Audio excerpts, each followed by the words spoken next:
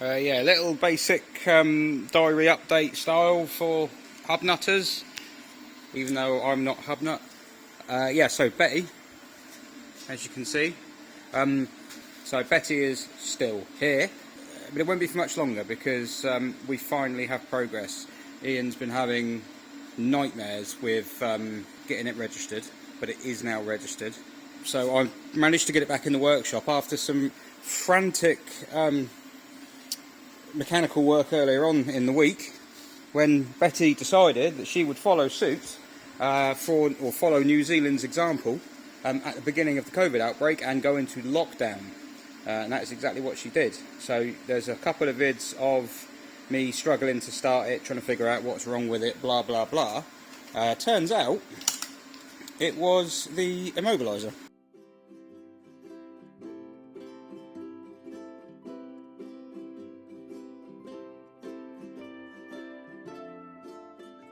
Yeah, brilliant. It wasn't the starter motor, it wasn't the ignition, it wasn't anything simple, it was the immobiliser. It had a duct fit because the battery had gone quite low. Bearing in mind the battery probably died on the trip over here on the boat that it was on. Sat for quite a long time with no charge in it. Quite a small battery as well. Yeah, that was fun. So I had to order up a program, a cable, sorry, which came from Kansas in America. It came here in 2 days. Meanwhile, some other parts I'd ordered in the UK, a week has passed, I've not had those. But this scan tool called Forescan, I keep doing that, that came from the States, and it basically does all Fords, it seems, which is handy, because I don't actually own one. It came in, plugged it into Betty, got some codes off it, had Ian pretty much on the other end of Facebook Messenger. I could sense the tears rolling down his face of despair, because he, you know, pumped an absolute fortune into bringing this thing over from the States, and now when he just got the number plate sorted and I was just getting sorted with everything else, it decided to throw a spanner in the works. It obviously doesn't want to leave. I can understand why. It is glorious outside, look at that.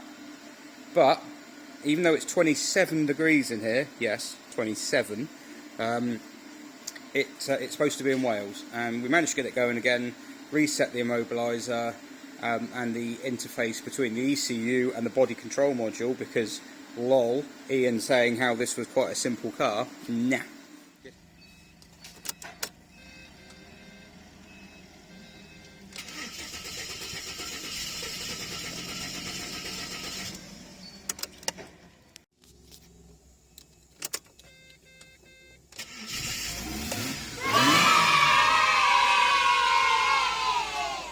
This car's got a body control module, it's got a primitive form of CAN bus. If it goes into duct fit mode again, I am now the, well, I guess I'm now the UK specialist for Ford Fairmont AUs. So my call out charges are going to be hefty. But yeah, so you know, in all seriousness, it's working now, starting fine. Put a new battery in it, let's not mess around. Just about fits, and I'm finishing off the welding I started many weeks ago. I've started doing the boot, which looks a bit ugly at the moment.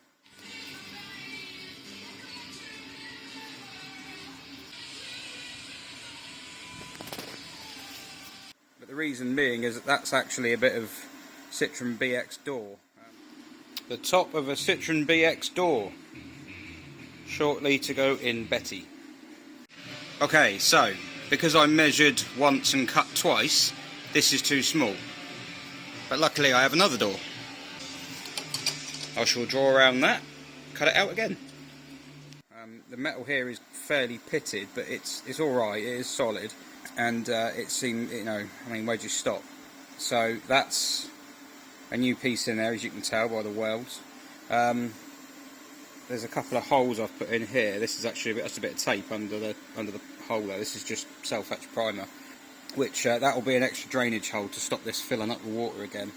But what it really needs is the spoiler taken off and resealing. There we go. Another bit of BX door in Betty's rump.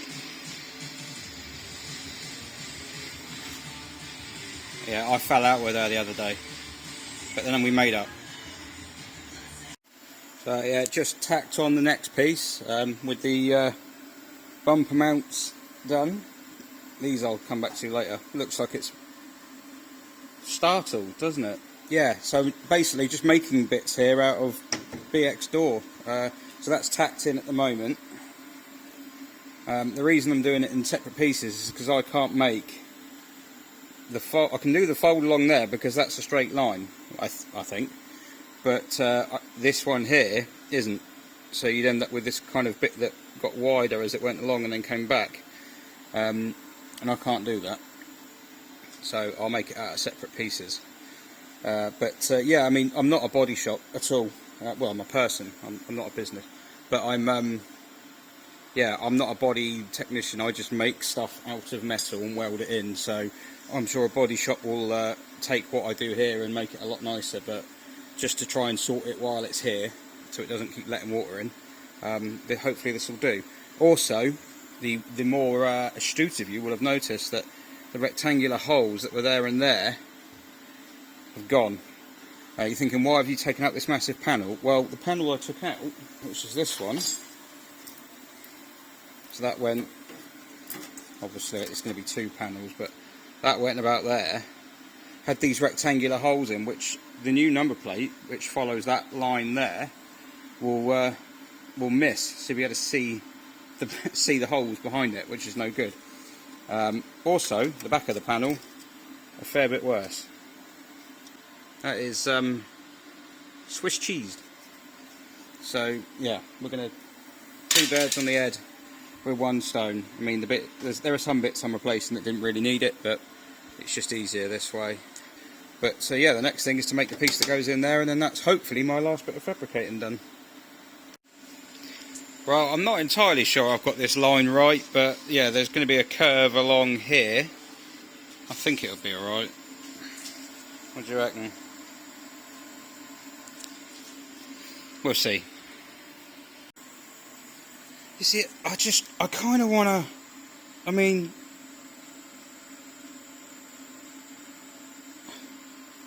in other news, I've lost my pen lid. Right. In other news, the final piece of the puzzle, not quite there, but nearly. So you get the idea with that. Yeah. So yeah, kind of like that. Something along those lines. I should probably take it a bit more seriously.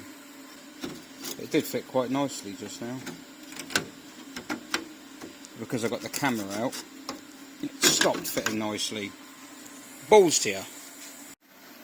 Okay, so far so good, kind of. It's looking a little bit like it's been made from bits of an old hacked up BX door, rather than a professional sort of body shop finish. But then I'm not a professional body shop, so yeah, no, I think this will be good. Yeah, so if you're wondering why when you get someone to weld your car it can cost quite a bit of money, it's because it takes ages. Look. So yeah, it's looking horrible at the moment, but that's normal. I would expect it to. There's a lot of burnt paint going on there. Yeah, it's going to look a bit blobby and messy. The welder I'm using is a bit heavy duty for this, and the wire is 0.8mm. Ideally you'd use 0.6 for bodywork, but as I say, I'm not a body shop. I weld heavier things together. Not heavy things, just heavier things. So yeah, that's... well, the lines are there, I think. Well, there you go, that's all ground down. I've got to be honest. It's going to need a bit more filler than I was hoping it would.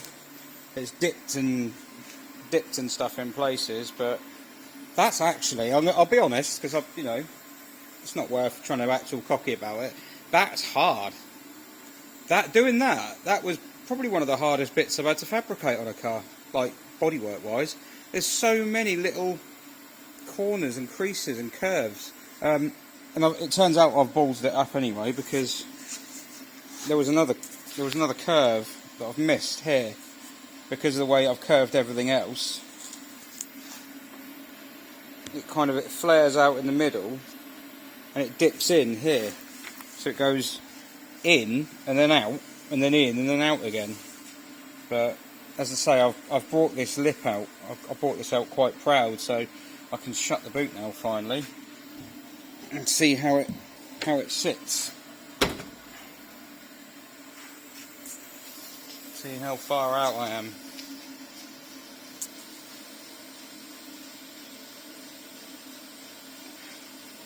I don't think that's too bad, to be fair. It looks worse again, because I say it's not.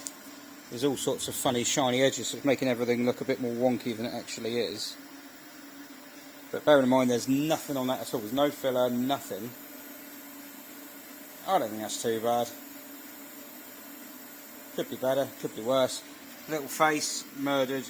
Tried to see. I thought, I wonder if it's strong enough just to blob some weld on the top. Nope. So I'm going to have to cut a window out there.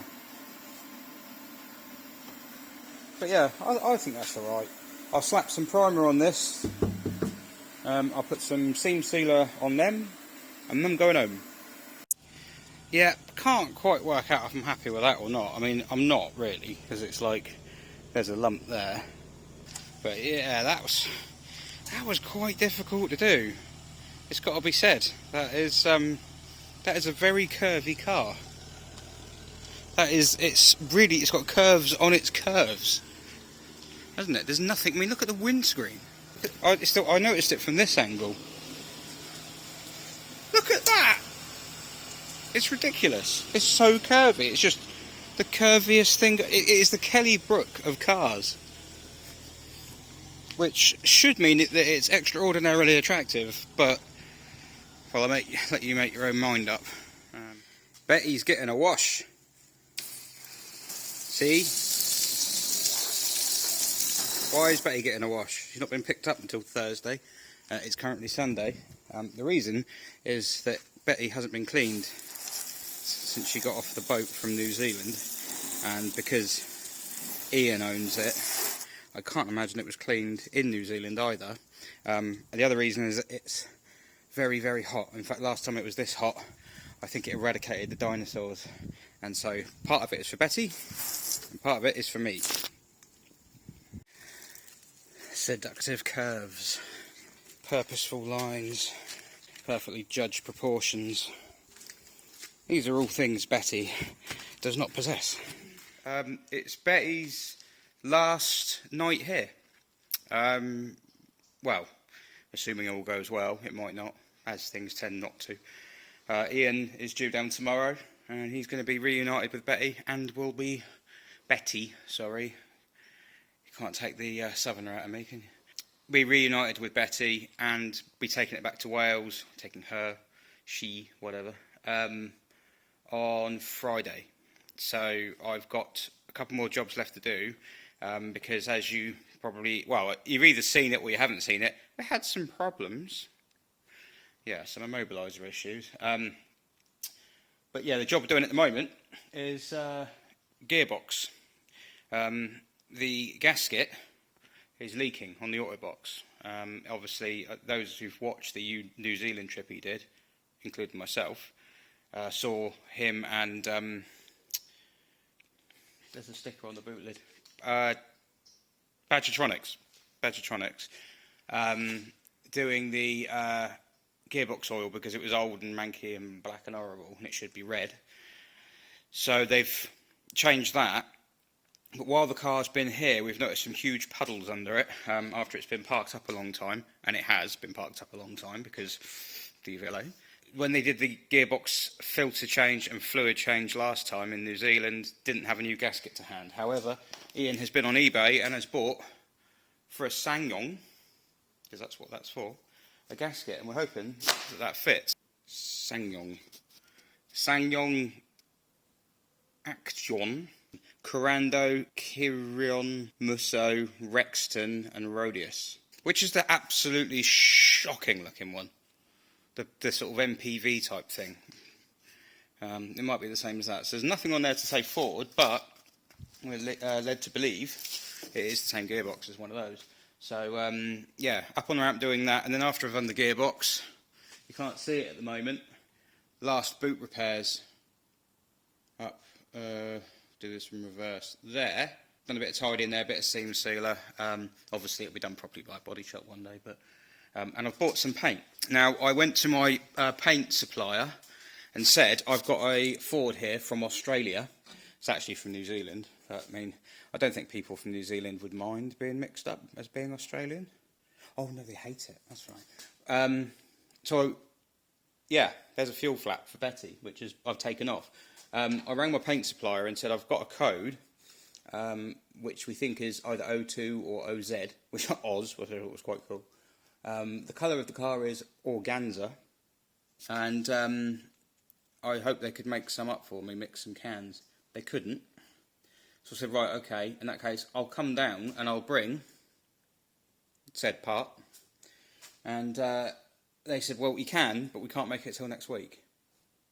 And Ian's coming tomorrow, so I thought, okay, I've clearly left this too late. So, picked my youngest up from school, down to Halfords, before I came back here. Look. Tectonic silver. Which doesn't really look silver, but what it does look is organza. I mean, it's not going to be exactly the same, but it's going to be a hell of a lot closer than primer. And the fact that I can't paint, can't fill, can't panel beat, that'll be the bigger issue. So, swear I've seen a video on YouTube where some blokes are doing this on one of these. So yeah, it wasn't that long ago that this was all off. It's not the end of the world, to be honest. The fluid I've had to buy in specially. I haven't actually, I've put that down somewhere. I mean, basically, with an automatic gearbox, the way they work is something happens in here and gears change. Yeah, so we're thinking that the gasket, although I think it's unlikely because it's, I'm going to have to inspect that, you know. It's quite a thick gasket and it's quite supple as well. So I think it might go back on with sealant as well. I've got a magic sealer I use, which I will put just, it's that stuff there that I put on the exhaust to cover up my atrocious welding. Yeah, I tried to weld that exhaust up. I can't remember if I filmed that or not, but I tried welding that exhaust up for him because it started to crack, and rather than wait for it to die and then struggle to get apart, I thought I'll weld it up for him. So I thought, oh, I do this all the time. I'll go over the outside of the weld, and oh, it was atrocious. It was, I don't know what's on that, what that's made of or what's on it, but God, no matter how much I rubbed it down, I could not get it to weld properly. So yeah, just doing that at the moment. I'll quickly pull that out, have a look at it on the floor, check the gasket out, see if we can figure out why that's leaking. But probably just be a case of cleaning it up and putting it back together with a bit of magic gasket sealant on it. It's going to stay up here tonight, so it doesn't matter too much. I won't be putting the fluid in it tonight because the gasket sealant needs 24 hours to go off. So it's be a case of cleaning it all up, degreasing everything, and then putting the sealant on, putting the gasket on, putting the sump back on, doing it up, and then leave it. And then tomorrow I'll come and put the gearbox oil back in it, which goes in up. I've seen it already. There. That bolt up there. So we'll take that off. And then it's a case of pumping it in. I've only got a manual pump. I've not got anything clever like one of those force bleeder things. Because if I did, my life with a C6 would be much easier. You run it up in park with the cap off. And then basically fill it till it spills, until it trickles out while it's running. Because obviously, the way torque converters work, if you didn't have it running, it wouldn't necessarily fill up. And what you think is full would not be full. There we go, spot the difference. Two gaskets. So that's the old one. And that's the new one.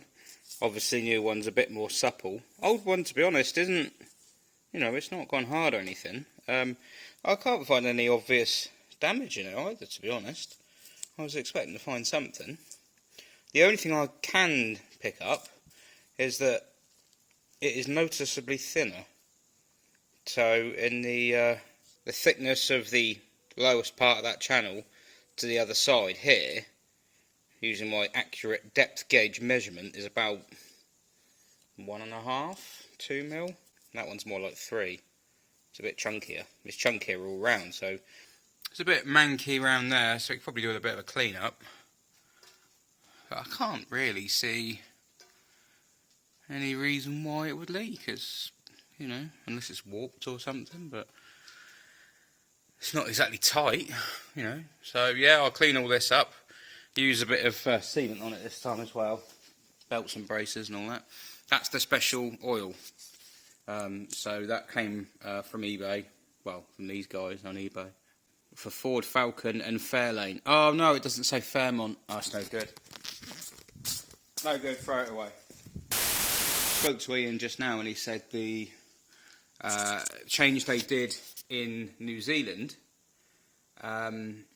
wasn't a full change. It was basically just replacing what they took out. They didn't have a lot of access on the floor. Kel surprise. So it's going to get more of a change this time as well. So hopefully it'll. I mean, it was driving okay anyway, but can't have to put new oil in, can it? So I'm going to clean this up in a minute. I won't film while I do that because I haven't got that many hands. And I'll give the sump another quick clean.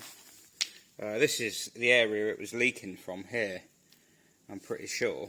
I think it must have just been. I've got a theory that where the gasket has got thin, perhaps it's compressed, that something's bottoming out somewhere, like the screws, the bolts that hold it on can only go so far into the casing or whatever, and there's something preventing the gasket from sort of being pinched, being taken up. Another thing I've noticed, and it's only slight, but there is a little bit of corrosion around there, a little bit of pitting. So I'm just going around it with a Scotch pad to sort of redress the surface a little bit, because there's some bits like there. I mean, that's a combination of corrosion and gunk, I imagine, but yeah, like there's some bits, like this bit here, and you think, well, it's not going to help, is it? You don't know. This is the problem when you're doing a job like this. It's not like you don't take it apart and then, oh, lo and behold, there's the problem. Sometimes you can't see the problem and you just have to make a sort of take a best guess pot shot at it and think, well, it's probably going to be one or three of these things, but there is a little corrosion on here. So I'm not going to get rid of it. It's just a case of trying to make best of what it's got. Obviously I'll use the sealant as well, and I'll put the sealant across this whole face, so it provides a total barrier. But yeah, I think that's probably, oh, that is quite deep, that bit. Oh, there's the transmission number there. Let's fire up the light. There you go, Ian, there's your part number. A bit of sealant and a new gasket. I think that'll sort it. I mean, when we're putting sealant on, we're talking the thinnest little skin of sealant. Don't, none of this pumping loads of it on so it's nice and thick, thinking more is better. It's not. Because all that will happen is you put the sump pan back on, you do the bolts up, it will squeeze, it will compress and spurt out on the outside, and you just put your finger around it and make it neat and go, yep, I've done that. But it's also spurted out on the inside as well, and if any of that gets in there and starts floating around, that's, get a bit of sealant gets caught in that spring or something, not going to do it any good. And yeah, it spurts out the side, and then when it sets, that's when it breaks off. Well, there's a special sealant. I'm not going to show you putting it on there and putting it on there, because I will get my phone covered in sealant. But I'll show you what it looks like after. Right, I appreciate this looks a little messier than I thought it was going to, but a bit of sealant on there, and a smidge on there. I've avoided this gap at the moment because I've still got some gearbox fluid congregating there, so what I'll do is last minute when I put it on, it takes about a minute for that to appear, so what I'll do when I go to put it on is I'll wipe that and quickly put a little bit more sealant on there. I'm not going to put it on now because the fluid will contaminate it. When I've just placed this new gasket on top here, I've noticed that once I've laid it on, I've realised I've put a load of sealant along the edge here, which doesn't touch anything. But that little lug there that the bolt passes through, that sits lower than the pan. So it relies on this making contact.